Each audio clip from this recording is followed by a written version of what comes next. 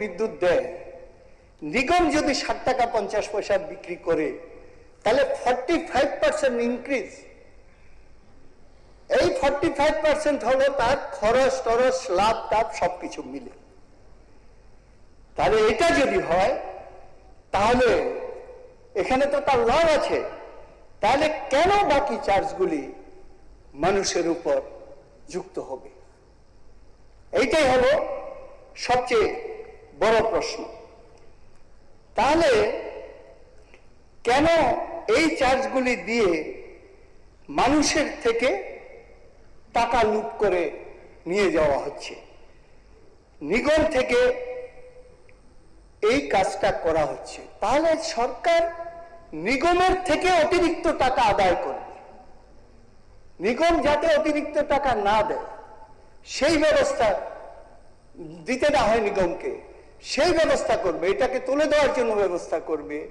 এবং যেটা বলছে যে 3 মাসের আগের 3 মাসের টাকা আমরা ফেরত দিয়ে দেব, সরকার কেন দেবে? নিগম ফেরত দেবে। নিগম এটা বেশি নিয়েছে, কিন্তু দেখা যাচ্ছে সরকার বলছে আমি ফেরত দিয়ে দেব। এই জায়গাটা হলো আমাদের তাহলে নিগম থেকে টাকাটা আদায় করতে হবে, না হলে মানুষের ট্যাক্সের টাকা সরকারের অন্য কাজ করার কথা সেখানে দিয়ে দেওয়া হচ্ছে। তাহলে এই যে বিষয়টা, এটার মধ্যে নানান রকম জটিলতা সেখানে আমরা দেখতে পাচ্ছি। এখন স্যার আপনি দেখবেন যে আমাদের বিদ্যুৎ যে উৎপাদন কেন্দ্রগুলি আছে, আমরা যে বিদ্যুৎ আমরা বিক্রয় করতাম এই স্টেটের থেকে, এখন তা কমে গেছে, 50% কমে গেছে। যতটুকু আমার জানা আছে, নিশ্চয়ই মাননীয় মন্ত্রী বলবেন কেন কমলো 50%। তাতে দেখা যাচ্ছে বিদ্যুৎ উৎপাদনের নিজস্ব যে সেক্টরগুলি আছে, এই নিজস্ব সেক্টরগুলিতে 60% কমেছে বিদ্যুৎ উৎপাদন আমাদের। আর নিপকো এবং ওটিপিসি তাদের অ্যারাউন্ড 20% কমে গেছে বিদ্যুৎ উৎপাদন। ফলে যেহেতু আমাদের কমেছে, এখানে তো বিদ্যুৎ দিতে হবে রাজ্যের মধ্যে, সুতরাং বাইরে যেটা বিক্রি করতো, যে টাকা আসতো, সেইটা দেখা যাচ্ছে যে 50% সেখানে বাইরে দেওয়া বন্ধ হয়ে গেছে। এখন স্যার প্রশ্ন হলো যে আমাদের যে এই যে টাকা নিচ্ছে, বেশি টাকা বা রেট বেড়েছে, এই যে 18 সালে 3.50 অ্যারাউন্ড ছিল রেট, এখন এটা এভারেজ 7.50-তে গেছে, বাড়িয়েছে, এইগুলি বাড়িয়েছে।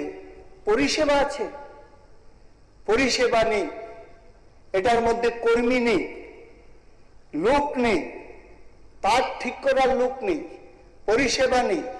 20 বার থেকে 25 বার বিদ্যুৎ চলে যায় একদিনে, এই ধরনের অবস্থা।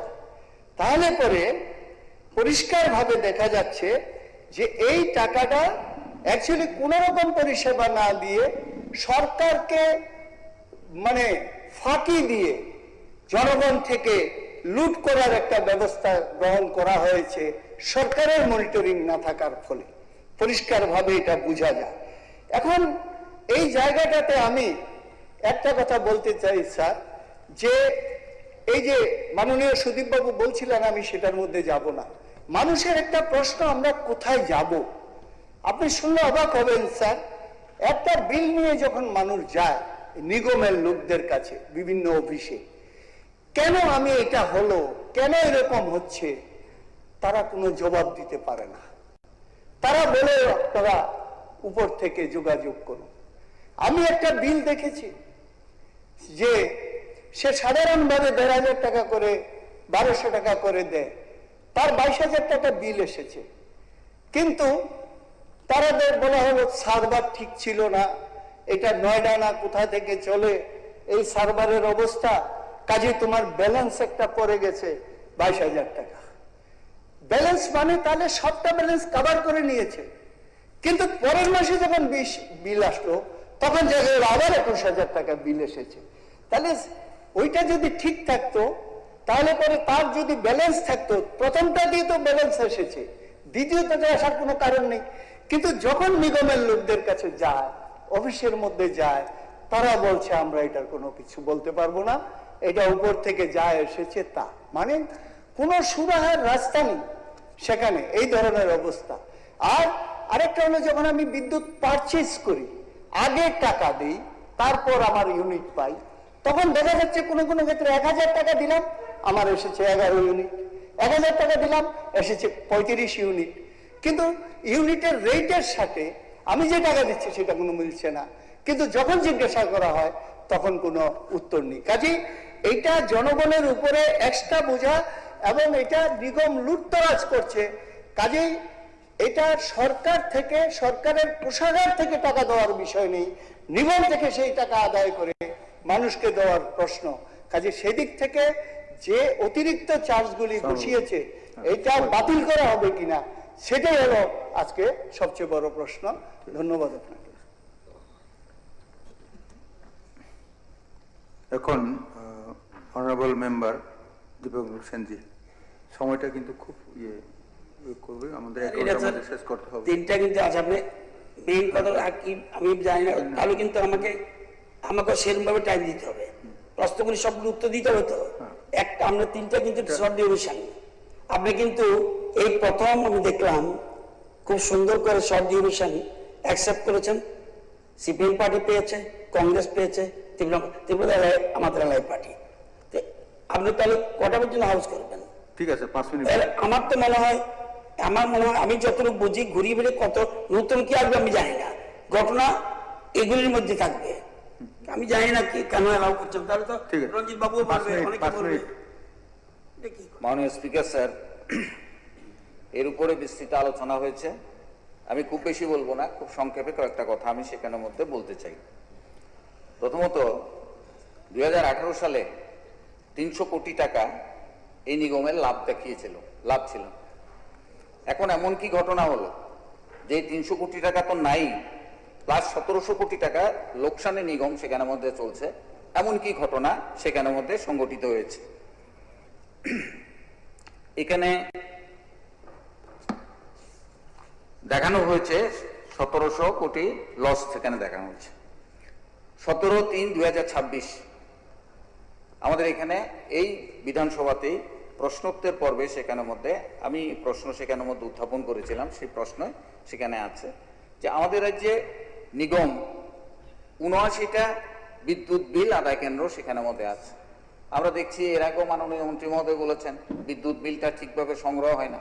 তো আমার রাজ্যের ভেতরে এতগুলো পরিবার, এত গ্রাহক আমাদের, সেই জায়গায় মাত্র 79টা যদি সেখানে বিদ্যুৎ বিল সংগ্রহ কেন্দ্র সেখানে হয়, তাহলে পরে সেই বিদ্যুৎ বিল কি করে হবে? মানুষের বাড়িতে ঠিকভাবে বিলিং না হলে পরে মানুষ কি করে সেখানের মধ্যে বিল দেবে? তো যার চাপটা অন্যদের কাছে সেখানের মধ্যে বহন করতে হচ্ছে। উনি যে তথ্য সেখানের মধ্যে সেখানে দিয়েছিলেন, সেখানে দেখা গেছে মোট ভোক্তা হচ্ছে 9,19,000 ভোক্তা। ওনার দেওয়া স্টেটমেন্ট সেখানের মধ্যে আছে। নিয়মিত বিদ্যুৎ প্রদান করে ভোক্তা হচ্ছে 4,02,000, এবং অনিয়মিত যারা বিদ্যুৎ পে করে সে তথ্য হচ্ছে 3,20,000। এবং সেখানে দেখা গেছে 1,96,000 মানুষ আছে যারা কোনো বিলই কোনোদিন সেখানে দেয় না, এবং সেই বিলটা সেখানের মধ্যে তারা দিচ্ছে না। এই ধরনের একটা অবস্থান সেখানের মধ্যে আছে। আমরা এটা দেখেছি যে উনি বলবেন আজকে যে স্মার্ট মিটার আপনাদের বামফ্রন্ট সরকার সময় তো সেখানের মধ্যে লাগিয়েছিলেন। হ্যাঁ, অস্বীকার করার মতো কোনো অবস্থা সেখানের মধ্যে নেই। জনগণ এই 100,000 স্মার্ট মিটার লাগিয়ে থাকে, কোনোদিন তো একদিনের জন্য কোনো চিৎকার মানুষের কাছ থেকে আমরা শুনিনি। এই বিল নিয়ে আজকে যেমন বিক্ষোভ হচ্ছে, অফিস ভেঙে ফেলছে, মুখ্যমন্ত্রীকে দিল্লি থেকে ছুটে আসতে হচ্ছে তাকে ক্রাইসিস মিট আপ করার জন্য, কিন্তু সেদিন কিন্তু একটাও হয়নি। এবং এটাও ঠিক যে সেদিন বিদ্যুৎ নিগম তার অধীনে থেকে টেন্ডার করে স্মার্ট মিটার লাগানো হয়েছে। আজকে যেমন প্রাইভেট সেক্টরের হাতে সে স্মার্ট মিটারগুলো ছেড়ে দেওয়া হয়েছে, সেদিন কিন্তু এই কাজটা সরকার সেখানের মধ্যে করেনি, তার নিয়ন্ত্রণে রেখেই সেখানের মধ্যে এই জিনিসটা সেখানের মধ্যে করা হয়েছে। স্মার্ট মিটার লাগাতে হবে এমন কিছু নেই। গোয়া বিজেপি শাসিত রাজ্য, একটা স্মার্ট মিটার লাগায়নি, আমার কাছে সে তথ্য সেখানে আছে। আসাম 50% লাগিয়েছে, তারপর আর কোনো স্মার্ট মিটার সেখানের মধ্যে লাগায়নি। ছত্তিশগড় 56% সেখানে লাগিয়েছে। অন্যান্য স্টেটগুলো 20% স্মার্ট মিটার লাগিয়েছে। এমন কোনো অসুবিধা না যে স্মার্ট মিটার লাগাতেই হবে, যে মিটারটা নিয়ে এত বিতর্ক সেখানের মধ্যে তৈরি হয়েছে, সেখানে এই ধরনের একটা অবস্থান সেখানের মধ্যে আছে। সেখানে আমি যে কথাটা বলতে চাই সেখানে যে এই বিদ্যুৎ বিল নিয়ে এত চিৎকার হচ্ছে, এবং সেখানে শ্যামলবাবু সেখানের মধ্যে বলেছেন বিদ্যুৎ দপ্তরে গেলে একটা সাধারণ মানুষ স্বাভাবিক যার বিল আসতো সেখানের মধ্যে 300 টাকা, এখন সেই বিলটা সেখানে যদি 700 টাকা 800 টাকা আসে, অটোমেটিক সেই লোকটা জানতে চাইবে। কিন্তু দপ্তরে গেলে সেখানে বলে যে এটা আমাদের কোনো হাত নেই, এটা উপর থেকে বিল হচ্ছে, আমরা শুধু বিল পেপার আপনাদের সেখানের মধ্যে দিচ্ছি। ঠিক আছে, এটা নিগম এই দায়িত্ব এড়াতে পারে না। শেষ করে দিচ্ছি স্যার, এটা সেখানের মধ্যে শেষ, নিগম সেটা করতে পারে না। এখন উনি বলবেন আমরা কোনো বিদ্যুতের বিল বাড়াইনি, কোনো ইউনিট সেখানের মধ্যে বাড়াইনি, এবং ত্রিপুরা রাজ্য হচ্ছে লোয়েস্ট না, ত্রিপুরা রাজ্য লোয়েস্ট না, ভারতবর্ষের অনেক জায়গায় আমাদের থেকে অনেক লোয়েস্ট, আমরা অনেক বেশি সেখানে। এটা এর আগে বিধানসভাতে আমি সত্য ওনার কাছে দিয়েছিলাম কোন স্টেটে বিদ্যুতের বিল কত, এবং আমাদের স্টেটেও সেই জিনিসটা সেখানের মধ্যে আছে। তো ওনার বক্তব্য হচ্ছে বিদ্যুতের বিল আমরা সেখানের মধ্যে বাড়াইনি। তো বিদ্যুতের বিল যদি না বাড়ে, তাহলে বামফ্রন্ট সরকারের সময় যদি একটা লোক 300 টাকা দিত, এখন তার বিলটা কি করে 800-900 টাকা সেখানের মধ্যে হয়? আমার বাড়িতেও সেখানের মধ্যে বিল এর আগের মাসে দিলাম 3600 টাকা, তারপরের মাসে হয়ে গেল 6000 টাকা, কি করে বিল সেখানের মধ্যে হয়? এই জিনিসগুলো মানুষ কিন্তু সেখানের মধ্যে জানতে চায়। আমার কথা হচ্ছে যে নিগম দোষী কে দোষী, আমার কথা হচ্ছে মানুষ তার প্রকৃত বিলিং ব্যবস্থা সেখানে হোক। হ্যাঁ, ইউনিট এত, এর সঙ্গে আপনি এই রাইস সেই রাইস সান্ডি মান্ডি কত কিছু সেখানের মধ্যে যুক্ত করে এর বাইরে 600-700 টাকার একটা বিল মানুষকে ধরিয়ে দেবেন, আর আমার বিদ্যুতের বিল, এগুলো তো বন্ধ করতে হবে। এগুলো মানুষের পকেট কাটা হচ্ছে। মানুষ এমনিতেই সেখানে অতিষ্ঠ, চাল কিনতে হচ্ছে 60 টাকা করে, পেঁয়াজ কিনতে হচ্ছে, চিনি কিনতে হচ্ছে বেশি দামে, এর মধ্যে মানুষ কিন্তু ত্রিপুরার মানুষ এগুলো দিতে পারবে না। আমি সবই নয়, মাননীয় মুখ্যমন্ত্রী এখানে আছেন, বিদ্যুৎ মন্ত্রী এখানে আছেন, এটা ঝগড়ার কোনো প্রশ্ন না। আমার প্রশ্ন হচ্ছে কোনটা বাস্তব ধর্মী, বসে এই সম্পর্কে আলোচনা করে মানুষকে অন্তত যন্ত্রণার হাত থেকে মুক্তি দেখ, এই জিনিসটাই হচ্ছে এই হাউসের কাছে আমার আবেদন। ঠিক আছে, অনারেবল মিনিস্টার।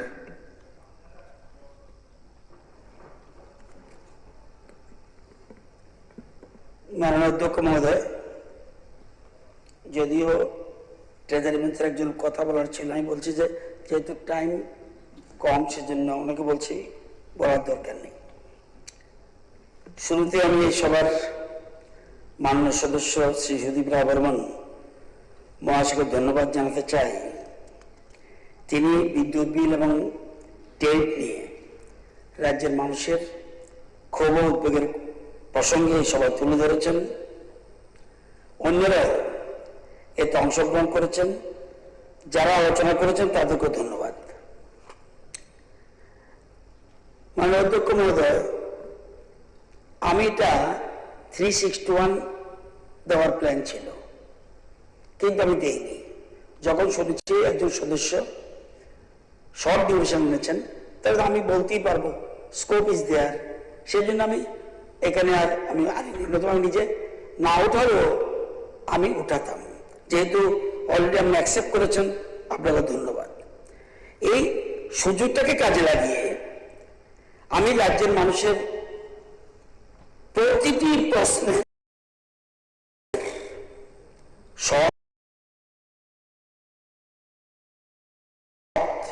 সম্পূর্ণ এবং তথ্যভিত্তিক জবাব এই সবার মাধ্যমে সরাসরি তাদের কাছে পৌঁছে দিতে চাই। আমি তিনজনেরই নোট করেছি কে কি বলেছে। বিষয়টি নিচে একটা প্রশাসনিক বিষয় না, কারণ বিদ্যুৎ এমন একটা পরিষেবা যার সঙ্গে আজ রাজ্যের প্রত্যেকটি পরিবার, প্রত্যেকটি ব্যবসা প্রতিষ্ঠান, কৃষক, ছাত্র, হাসপাতাল এবং শিল্পের দৈনন্দিন জীবন সরাসরি যুক্ত। একটি শিশুর পড়ার টেবিলে সেখান থেকে একজন কৃষকের সেচের পাম্প, একটি ছোট দোকানের রেফ্রিজারেটর থেকে একটা বড় শিল্প প্রতিষ্ঠানের প্রোডাকশন লাইন, একটি হাসপাতালের আবশ্যকীয় যন্ত্র থেকে একজন সাধারণ মানুষের ঘরের ফ্যান, লাইট এবং রেফ্রিজারেটর, সবকিছুর সঙ্গে বিদ্যুৎ জড়িয়ে আছে। তাই বিদ্যুতের সাপ্লাই, বিদ্যুতের দাম, বিদ্যুতের বিল নিয়ে মানুষের যে উদ্যোগ তৈরি হয়েছে, তাকে শুধুমাত্র আমি টেকনিক্যাল রেগুলেটরি বিষয় দেখলে চলবে না। It is an agreement. একটা পরিবারের মাসিক আয়ের একটা অংশ যখন বিদ্যুৎ বিল মেটাতে যায়, তখন বিলের প্রতি টাকার হিসাব সেই পরিবারের কাছে গুরুত্বপূর্ণ। বিশেষ করে যখন কোনো কনজিউমার তার আগের তুলনায় অনেক বেশি বিল দেখতে পান, তখন তার মানে প্রশ্ন ওঠা স্বাভাবিক। এই প্রশ্নের উত্তর দেওয়া সরকারের দায়িত্ব। কারেক্ট সমরবাবু তারা বলেছেন, সুদীপ বাবু তারা বলেছেন। আমি এই সময় শুধু সরকারের সাফল্যের কথা বলবো না, আমি মানুষের উদ্যোগের কথা বলবো। আপনারা যেগুলি বলেছেন, মানুষের প্রশ্নের কথা বলবো, টেরিফ নিয়ে বলবো, পাওয়ার পারচেজ নিয়ে বলবো, নিজেদের জেনারেশন থাকা সত্ত্বেও কেন বাইরে থেকে বিদ্যুৎ কিনতে হচ্ছে সেটিও বলবো। সবচেয়ে গুরুত্বপূর্ণ বিষয়, মানুষের উপর তৈরি হওয়া আর্থিক চাপ কমাতে সরকার ইতিমধ্যে কি সিদ্ধান্ত নিয়েছে সেটিও সবাই স্পষ্ট জানাবো। বিষয়ের শুরুতে পরিষ্কার করে দিতে চাই, সমস্ত প্রশ্নের উত্তর আমি আবেগ দিয়ে দেব না, দেব তথ্য দিয়ে, নথি দিয়ে, আইন দিয়ে। রাজনীতি রাজনীতির জায়গায়, প্রশাসন প্রশাসনের জায়গায়। আমরা হিংসামুক্ত রাজনীতিতে বিশ্বাস করি, প্রতিহিংসা মুক্ত রাজনীতি বিশ্বাস করি, স্বচ্ছ প্রশাসনে বিশ্বাস করি, জবাবদিহিমূলক সরকারের বিশ্বাস করি। আমরা বিশ্বাস করি প্রতিপক্ষের কাজ সরকারকে প্রশ্ন করা, আর সরকারের কাজ সেই প্রশ্নের উত্তর দেওয়া। আমার প্রতিপক্ষের মাননীয় বিধায়কদের কাছে আমার একটি প্রশ্ন রাখতে চাই, আপনারা কোন পক্ষে? তথ্যের পক্ষে, নথির পক্ষে, না যুক্তির পক্ষে? আপনারা কিছু পজিটিভ বলেছেন, নিশ্চয়ই বলছেন, আমি এটা আমাদের সবটা নেগেটিভ বলেছে আমি বলবো না। নাকি রাজনৈতিক সুবিধার জন্য এমন একটি বিষয়কে এমনভাবে উপস্থাপনা করতে পক্ষে যাতে সাধারণ মানুষের মধ্যে কনফিউশন তৈরি হয়। আজকের সময় এটা মনে রাখা দরকার, তথ্য প্রযুক্তির যুগ। আজ এই অ্যাসেম্বলিতে বলা একটি কথা কয়েক মিনিটের মধ্যে হাজার হাজার মানুষের কাছে পৌঁছে যাবে।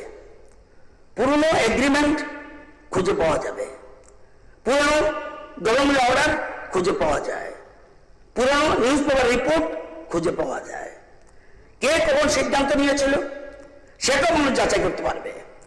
তাই আজকের দিনে অসত্য বলে পারবো আগের মতো সোজা নয়। তাই আমি বলবো, রাজনীতি চলুক রাজনীতির মতো করে, প্রশাসন চলুক প্রশাসন নিয়মে, দুটিকে গুলিয়ে ফেললে শেষ পর্যন্ত কিন্তু ক্ষতি হবে সাধারণ মানুষের।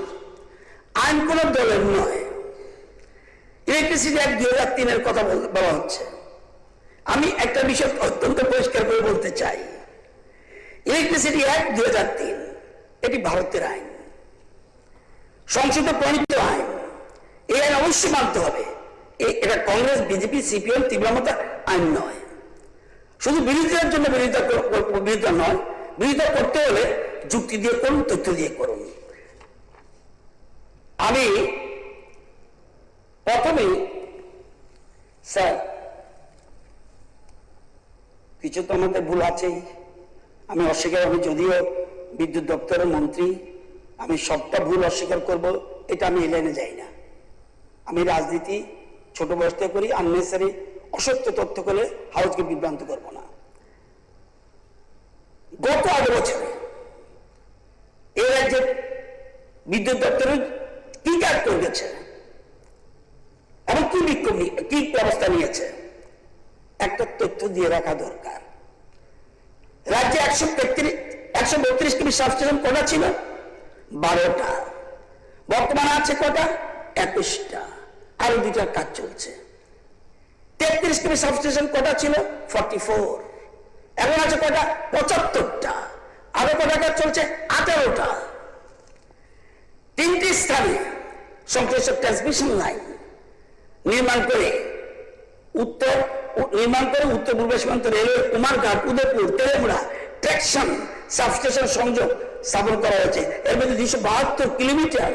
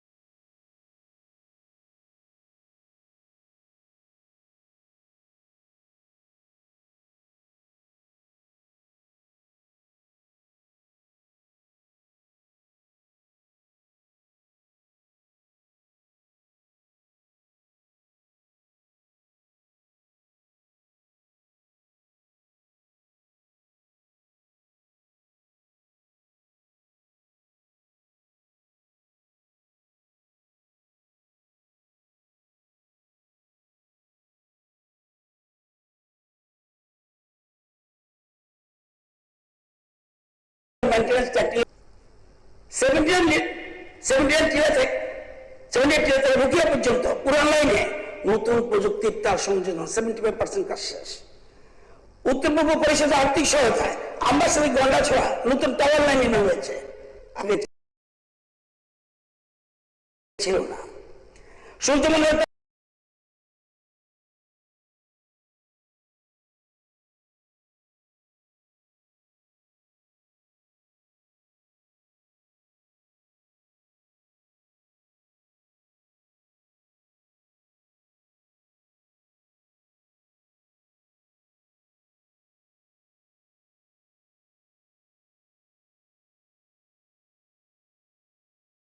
মনারচক সূর্যমণিনগর থেকে রুকিয়া 132 কেবি লাইনের কাজ প্রকল্পে 7,950টি জনজাতি পরিবার বিদ্যুৎ সংযোগ। সূর্যঘর মুক্ত বিজলি যোজনায় গ্রাহকদের ঘরে ঘরে বিদ্যুৎ স্থাপন শুরু হয়েছে এবং 17,400টা রেজিস্ট্রেশন হয়েছে। এর মধ্যে 4,519 জন সৌর বিদ্যুৎ প্রকল্প স্থাপন করেছে। এর থেকে বিদ্যুৎ উৎপাদন হচ্ছে কত? 15.5 মেগাওয়াট। আগামী 2 বছরের মধ্যে অলরেডি টেন্ডার করা হয়েছে 50,000 গ্রাহকদের ঘরে মোট 150 মেগাওয়াট। এটা উলা প্রজেক্ট অলরেডি মিটিং করেছে, অলরেডি আমরা আলাপ করেছি পুরসভা সমস্ত জায়গায়। অর্থাৎ যারা 50 ইউনিট ব্যবহার করে এরকম টোটাল ত্রিপুরাতে আছে 4 লক্ষ পরিবার। এখন আমরা পিএম সূর্যঘর করছি, এটা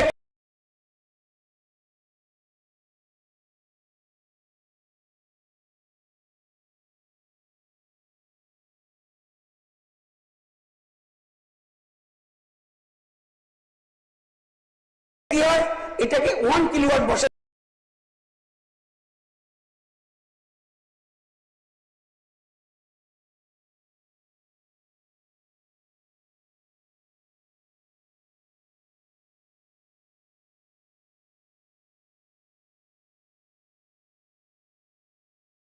গেলে তার জন্য খরচ যায় 66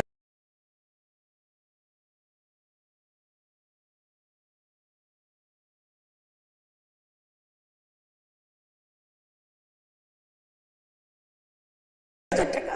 সেন্ট্রাল গভর্নমেন্ট দেয় 33,000 সাবসিডি।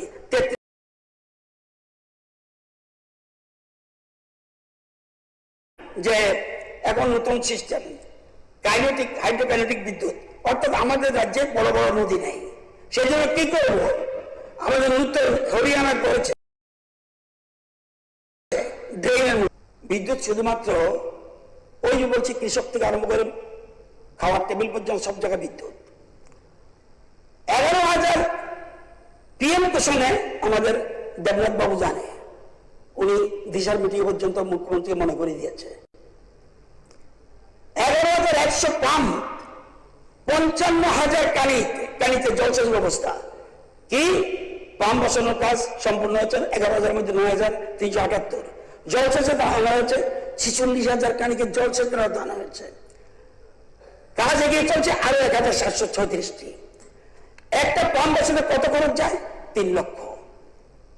15,000 দিয়ে কৃষক, বাকি সবটা গভর্নমেন্ট। ভারতবর্ষে কোন রাজ্য যদি দেখাতে পারে, এই জন্য নর্থ ইস্ট থেকে গুয়াহাটিতে দেবনাথ বাবু জানে, নর্থ ইস্ট থেকে ত্রিপুরাকে ফার্স্ট প্রাইজ দেওয়া হয়েছে যে পিএম কুসুমের সাকসেসের জন্য। Solar মাইক্রোগ্রিড, PM divine, PM Janman, রাজ্য সরকার 3টা থেকে আমরা করেছি। কটা? 335টা পড়াতে। ইন্টেরিয়ার এখন যান কিনা ট্রাইবেল এলাকা আমি জানি না, জনজাতি এলাকায় যান কিনা জানি না। মাইক্রোগ্রিড স্থাপন করা হয়েছে 335 কমপ্লিট, এবং সেখানে 11,000 পরিবার উপকৃত হয়েছে, এবং ম্যাক্সিমাম 99% ট্রাইবেল, জনসংখ্যা 47,000, সেখানে বিদ্যুৎ উৎপাদন হচ্ছে। আপনাকে সব লিস্ট আমার কাছে আছে। শুধু বিরোধী দল নেতা যেহেতু এখানে আছে, সাবরুম বিধানসভার বস্তুপুর ভিলেজ কমিটি একটা আছে, সেখানে যান টিলা বাড়িতে 15টা পরিবার, সেখানে 15 কিলোওয়াট 30টা পরিবারকে কারেন্ট দিচ্ছি। সাবরুমের আপনারই কেন্দ্রে জোরকুমা, সেখানে 15 পরিবারকে ফাংশনাল দেখে আসবেন। সাবরুমের আরেকটা জায়গা সুবরপাড়া, সেখানে দিচ্ছি। সাবরুমের আরেকটা, অনেকে সব জায়গায় আছে না, জৈবচন্দ্র পাড়া।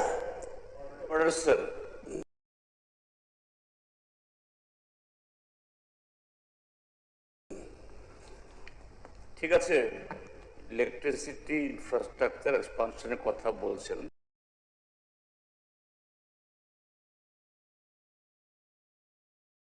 খুব ভালো হয়েছে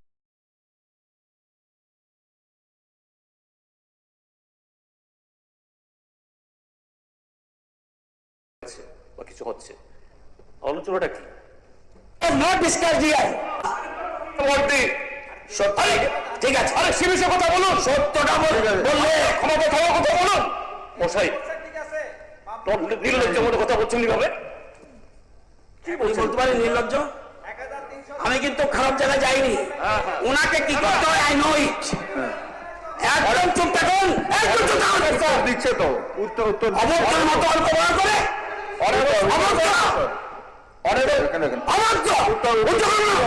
নির্লজ্জ শব্দ উচ্চ করুন, উচ্চ করুন। আসছি তোমার কোমরে পেটি বাঁধবো, তারপরে দিচ্ছে তো মিনিস্টার কথা বলছে। Speaker sir, honourable speaker sir, speaker sir, no honourable speaker sir, honourable speaker sir, মাননীয় বিরোধী দল মাননীয় আপনার কথা বলছে, কিচ্ছু বলিনি। শুনতে হবে, শুনতে হবে, গায়ে জ্বালা ধরে। অনারেবল স্পিকার জনজাতি এলাকায় চলুন, আমি বলেছি জনজাতি এলাকায় যান কিনা। অনারেবল স্পিকার স্যার,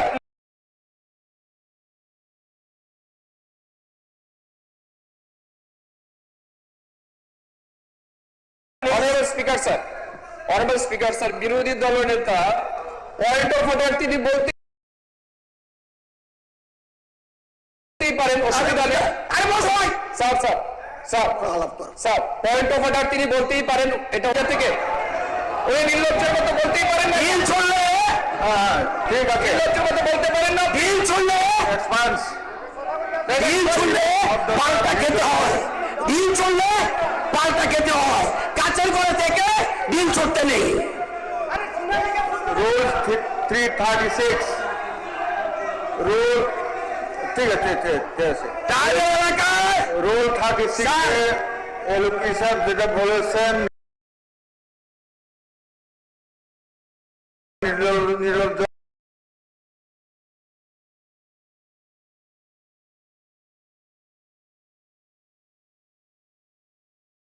এরকম এটা এক্সপান্স।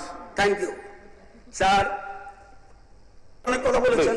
না, আমাদের আমাদের টপিকটা ঠিক আছে, টপিকে আসছি স্যার। আরে ঠিক আছে, ঠিক আছে, মিনিস্টার সাহেব বলছেন, ঠিক আছে, মিনিস্টার সাহেব বলছেন, স্যার, মিনিস্টার বলছেন, স্যার, মিনিস্টার ঠিক ঠিক আমি ওটাতে কেন আসছি, আমি জায়গাতে যাচ্ছি। জনজাতি এলাকায় কোন বিদ্যুতের জায়গাতে मौसम बिगड़ने वाला है, कुर्सी का पेटी बांध रखिए। স্যার,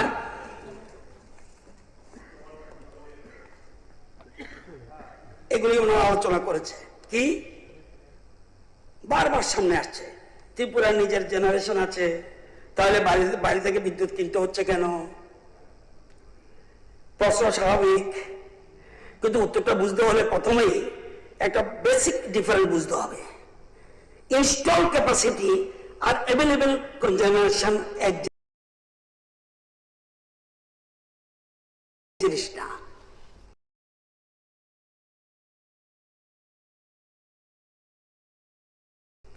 যদি বাড়িতে কিনতে না হয়, তাহলে ওনাদের সময় কাঁঠালগুড়ি, দয়ান, বঙ্গাইগাঁও, পারে এদের সাথে আগের সরকার বিদ্যুৎ ক্রয় নিয়ে বেশি রেট দিয়ে দীর্ঘকালীন চুক্তি করলো কেন? আরে দেখছেন অবস্থা, আমি এই তো সহ্য করতে হবে, সহ্য বলতে দেবেন। এই দেখুন আমি ভাই তুমি তো উঠেছো ভাই, আরে তুমি তো ভাই উঠিয়েছো বলবেন না, চুক্তিভুক্তি বলেছে না তো। রাখো আর প্লিজ স্যার আমি আপনার সাথে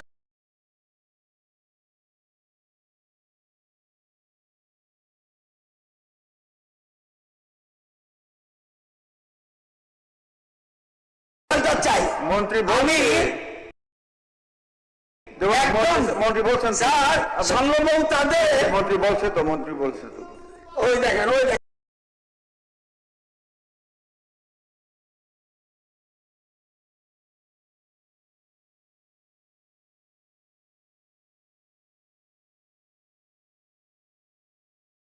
বহুত কিছু আছে, একটু ওয়েট করুন শুধু।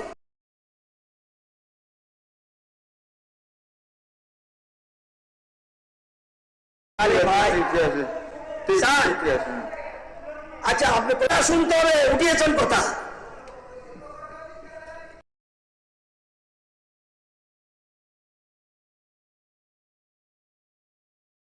কিছুদিন আগে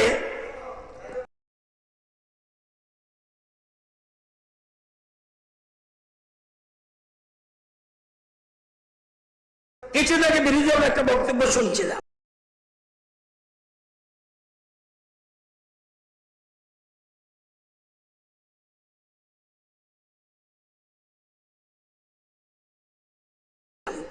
সেখানে বলা হচ্ছিল বর্তমানে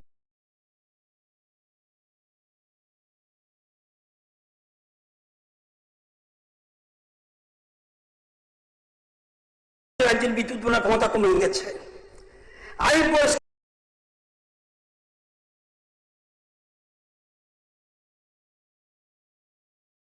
কথা আমাদেরকে ওরা এখন দিচ্ছে কত, 3 মেগাওয়াট। রেট কি? High rate. আসুন পালাডানা, ওটিপিসি পালাডানা ইস্যুর ক্যাপাসিটি কত, 726 মেগাওয়াট।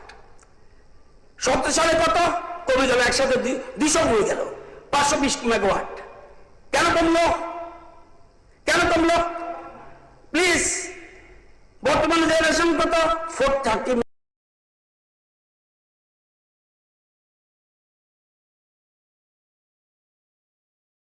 মেগাওয়াট। ত্রিপুরা জেনারেশন